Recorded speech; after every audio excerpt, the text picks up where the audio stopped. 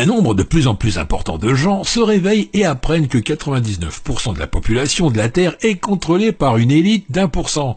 Mais saviez-vous qu'une famille, les Rothschild, règne sur tout, même sur cette élite de 1%?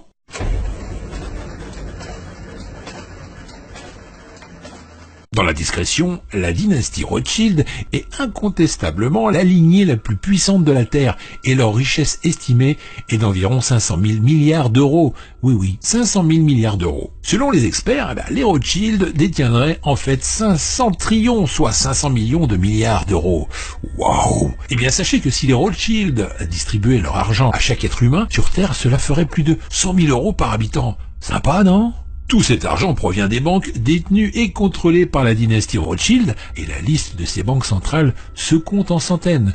Je vous en cite les plus connues. Allez, c'est parti. Il y a la Banque d'Algérie, la Banque centrale d'Argentine, la Banque nationale de Belgique, la Banque centrale du Brésil, la Banque du Canada, la Banque populaire de Chine, la Banque nationale du Danemark, la Banque de France, la Banque d'Israël, la Banque du Japon, la Banque du Maroc et la Réserve fédérale des États-Unis. Et oui, la liste est très longue, n'est-ce pas? En l'an 2000, la dynastie Rothschild contrôle toutes les banques, sauf 7 banques centrales de ces pays. L'Afghanistan, l'Irak, le Soudan, la Libye, Cuba, la Corée du Nord et l'Iran. C'est pas une coïncidence si ces 7 pays ont connu des perturbations et des guerres dans leur pays. Par exemple, en 2001, les États-Unis envahissent l'Afghanistan. En 2003, les États-Unis envahissent l'Irak. En envahissant ces deux pays, les Rothschild ont réussi à poser leurs mains sur la plus grosse banque du Moyen-Orient, qui est la Banque d'Irak. En 2006, seulement 5 pays avaient des banques centrales, qui n'étaient pas du tout contrôlées par les Rothschild. Ces pays sont le Soudan, la Libye, Cuba, la Corée du Nord et puis l'Iran. En 2011, le régime de Kadhafi est tombé. Ça, on le savait aussi. Et il a laissé la Libye à la main de qui?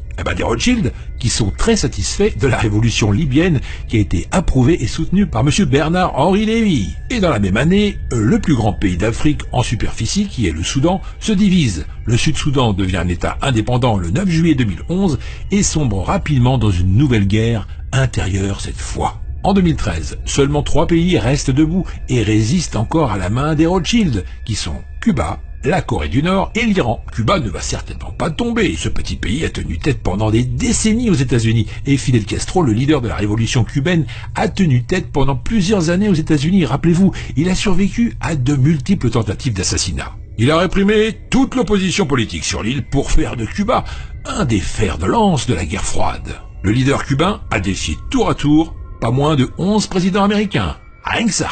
Pour la Corée du Nord, soyez sûrs, mes chers amis, que c'est très difficile pour les Américains d'infiltrer le régime nord-coréen et de créer un mouvement de résistance pour faire tomber Kim Jong-un.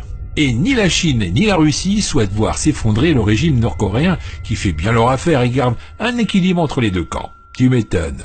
En ce qui concerne l'Iran, vous le savez très bien, l'Iran est armé jusqu'aux dents. Et c'est pas dans un futur proche que l'Iran tombera, surtout avec un PIB estimé à 412,2 milliards de dollars en 2016.